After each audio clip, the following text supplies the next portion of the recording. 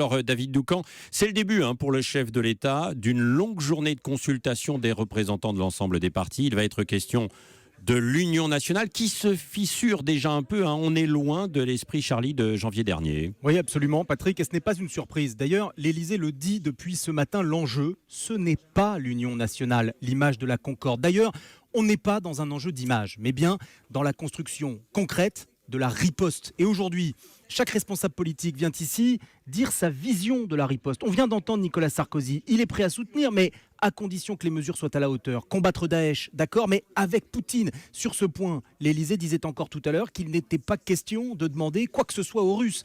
Et sur le plan intérieur, Nicolas Sarkozy veut une modification drastique de notre politique de sécurité. On verra si les éventuelles mesures que François Hollande pourrait annoncer dans les prochains jours seront drastiques. Peut-être tiendront-elles compte des opinions émises ici à l'Élysée tout au long de la journée, puisque je vous le rappelle, d'ici ce soir, le président aura vu tout le monde. Nicolas Sarkozy donc, Marine Le Pen, Jean-Luc Mélenchon, mais aussi entre autres les représentants du PS, du PC, des Verts et du Centre. Tout ça en préambule du discours de demain devant le Congrès réuni à Versailles. Un discours que François Hollande prépare minutieusement avec ses équipes bien sûr, mais aussi, vous le voyez, en écoutant ce que toute la classe politique française a à lui dire.